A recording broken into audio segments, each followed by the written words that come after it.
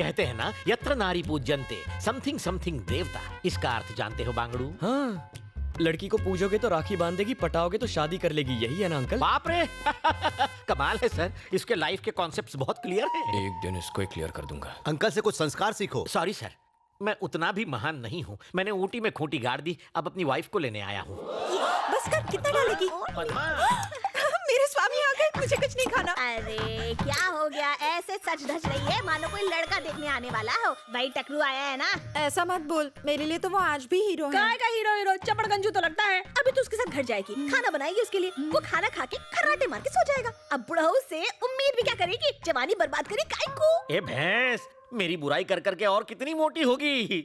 पद्मा, अब घर चलें? पाइपलाइंस के लिए 8 करोड़ सैंक्शन करवाए। अब आपको पीने के पानी के लिए यहाँ वहाँ भटकना नहीं पड़ेगा। मेट्रो का काम भी जल्द शुरू होगा। मैडम की प्रेस वालों के साथ मीटिंग है, आप लोग जा सकते हैं। MLA madam, I love you. ये कुत्ते की दुम यहाँ? मैं आपका सच्चा फैन हूँ मैडम, आपके लिए ये फूल लेकर आया हूँ। कहाँ जा रहा है? ए, उसे जाने दे, मैडम का लवर है ये। सारे काम साथ में करते हैं, डिटेल्स बाद में बताऊंगा। आने दो। आपकी तरह ये भी मेरा फैन है। हाँ सही कह रही है, मैं एक फैन हूँ। आप लोग जाइए, हाँ? मैडम महान है। मार ही डालोगी। क्या नाम है? गणेश उर्फ गना। गणेश, करते क्या फिलहाल हो? तुम्हें पटा रहा हूँ। तुम्हें नहीं लगता कुछ ज्यादा ही फ्रैंक हो? मैं तो बचपन में इससे भी ज्यादा फ्रैंक था। क्या कहा? तुम बचपन में क्यों नहीं मिली मुझे? कुत्ते की तरह मेरे पीछे क्यों घूम रहे हो? क्यों? तुम वोट मांगने हमारे आगे पीछे नहीं घूमती? अपने अपने इंटरेस्ट की बात है, डिमांड एंड सप्लाई। ओह, तेरे एक वोट से जीती हूँ क्या बेसाले? एक एक वोट से घड़ा भरता है। भूल गई तुमने हमारी कॉलोनी में आके हमसे प्रॉमिस किया था। मैं कब आई वहाँ पर? आई थी पिछले इलेक्शन में। शास्त्री कॉलोनी आई थी या नहीं? आई थी। एक ओपन जीप में आई थी ना? हाँ तो क्या? तुमने कहा प्यारी नागरिकों, कहा था ना? कहा होगा। फ्लाइंग किस दी थी ना? कहा था तुम सब मेरे हो, कहा था ना? हाँ तो उसी दिन से मैं तुम्हारा हो गया। अबे, वो मैंने तेरे को पर्सनल कहा था क्या? वो सब मैं नहीं जानता, मैंने तो पर्सनली ले लिया ना। तेरी तो सब देख रहे हैं तुम्हें। बाद में देखती हूँ तुझे, साला लुच्चा लफंगा कहीं का। अरे MLA madam, I love you. चप्पल से मारूंगी तुझे। आपका सबसे बड़ा फैन हूँ, मार डालो। We want justice! We want उसने रेप किया है, फांसी तो होनी ही चाहिए। We want justice! We want justice! We want justice! We want justice! We want justice! We want justice! We want मेरा आज का काम खत्म हो गया, आप चले? चाचू, मुझे एक केस करना है। किस पर केस करेगा? उस एमएलए पर। एमएलए पर करेगा? हाँ, मेरा कॉल अटेंड क्यों नहीं करती? अबे ये भी कोई बात हुई? अरे साइकिल की चोरी पर केस हो सकता है, उसने तो मेरा दिल चुरा लिया है। केस तो बनता ही है। कोई कदम लागू नहीं होती। मार देगा क्या इसे? चल उठ जा, निकल दो। ये मामला क्या है? एमएलए यहाँ क्या कर रही है? आज 28 जनवरी को महिमा रेप एंड मर्डर केस की फाइनल हियरिंग होने जा रही है। जनता महिमा को सपोर्ट करने के लिए अदालत के बाहर प्रोटेस्ट कर रही है। अब देखने वाली बात ये है कि अदालत वीरेंद्र को सजा देती है या फिर उसे इस केस से बाइज्जत बरी करती है, क्योंकि वीरेंद्र बिजनेसमैन प्रसाद कुमार के बेटे हैं।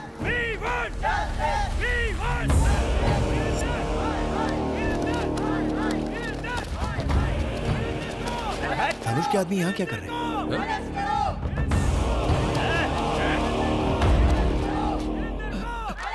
मैडम, हमारे वकील साहब अभी तक नहीं आए।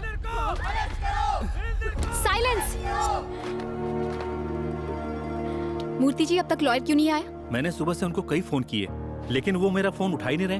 उनके घर पे भी ताला लगा है। रिश्तेदारों को भी उनके बारे में कुछ पता नहीं है। समझ में नहीं आ रहा मैडम वो कहाँ चले गए। चाचू, एमएलए तो काफी टेंशन में लग रही है। चलो।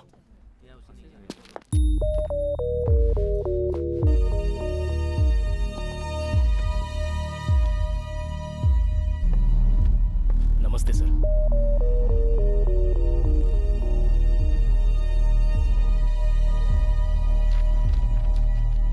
हियरिंग का टाइम हो गया है।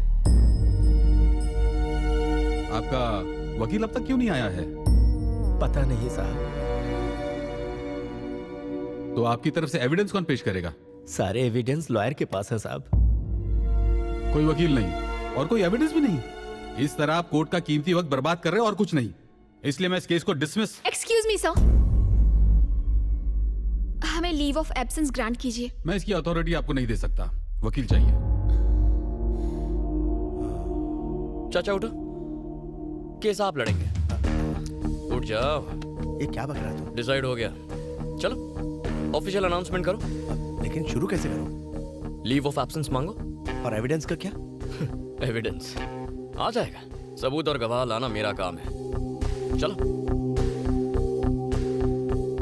योर ऑनर, मेरा नाम श्रीपति है। ये केस मैं टेक ओवर करता हूं। लीव ऑफ एब्सेंस ग्रांट करें। आपके पास कोई एविडेंस है?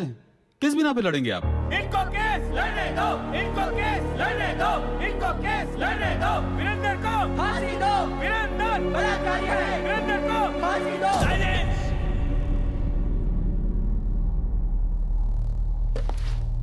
खामोश। Objection your honour. किसी भी केस में क्या चाहिए? सबूत और गवाह चाहिए। न्याय मिलेगा, मगर कब? जब गुनाह साबित हो। लेकिन अखबार में हेडलाइन छपने से या किसी न्यूज चैनल के कहने से या लोगों के आवाज उठाने से या किसी एक एमएलए के सपोर्ट से केस का फैसला नहीं होता। जज साहब, जज साहब, रात को अगर रेप हो तो अगली सुबह लड़की 6 महीने की प्रेग्नेंट नहीं होगी, ये आप भी जानते हैं।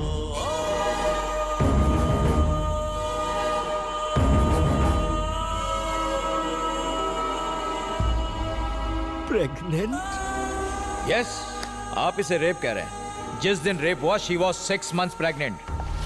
ये रही पोस्टमार्टम रिपोर्ट। लड़की का चाल चलन ठीक नहीं था। उसे एक नहीं 10 बार होटल के रूम से कांस्टेबल ने गिरफ्तार किया था।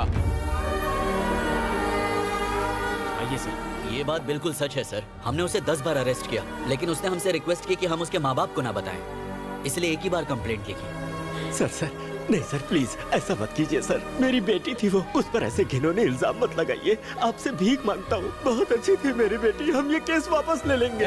और तुम्हारे कहने से नहीं चलता।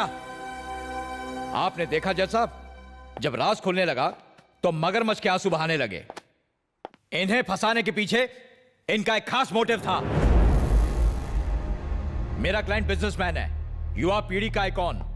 पूरी फैमिली ने मिलकर मेरे क्लाइंट को ब्लैकमेल करने का, लूटने का प्लान बनाया। और जब वो झांसे में नहीं आया तो हर सुबह हर शाम रेप केस करने की धमकी दे देकर मेरे क्लाइंट को हैरेस किया।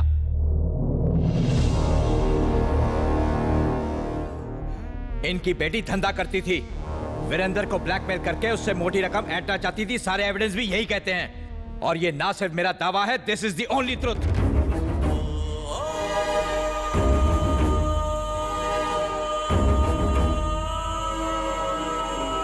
के नाम पर कलंक है ये लड़की। और किसे पता, शायद इसके माँ बाप ने ही इसे इस काम में झोंका हो। इस शहर की गंदगी है ये।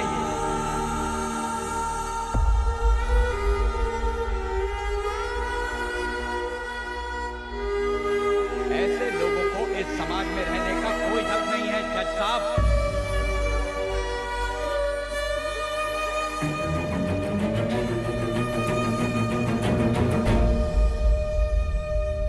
कोर्ट का कीमती वक्त बर्बाद करने और एक निर्दोष इंसान पर झूठा आरोप लगाने के जुर्म में ये कोर्ट आपको दोषी मानता है। The case is dismissed. चला जा जा।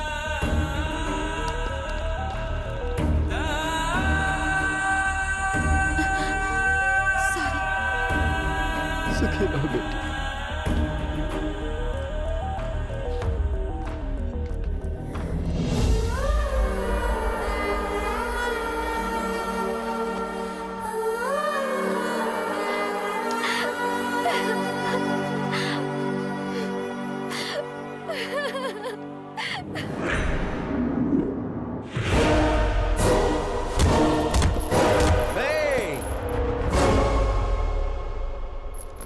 बड़े जोश में लग रहे हो।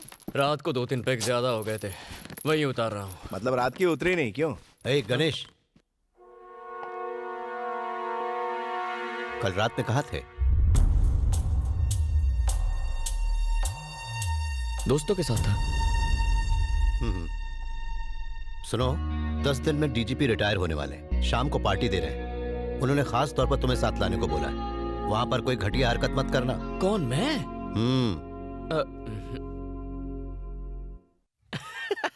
पार्टी के नाम से मन में लड्डू फूट रहा है।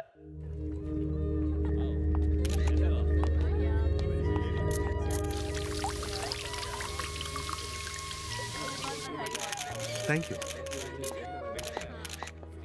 इंतजाम सब ठीक ठाक है ना?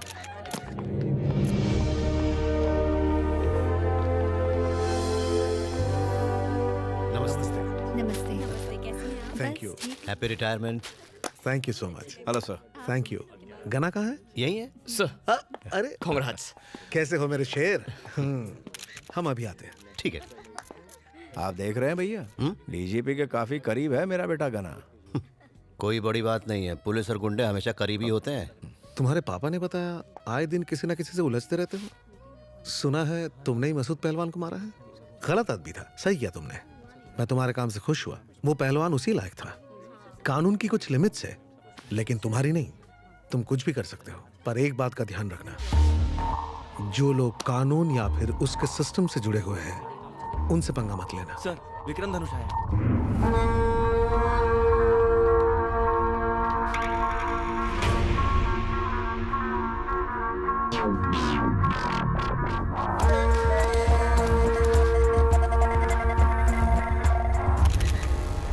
इनकी बेटी एक बदचलन लड़की थी। ये क्या कह रहे हैं? ये धनुष के आदमी समझा कर? मैं कह रहा हूं ये धनुष के आदमी। धनुष।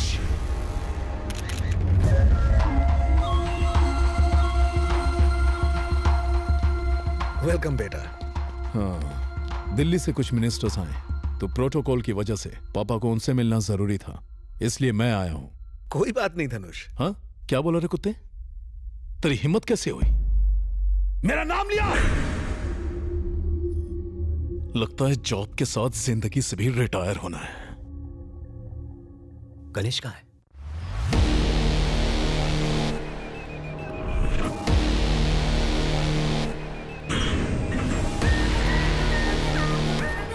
रवि, उसका बैकग्राउंड निकाल।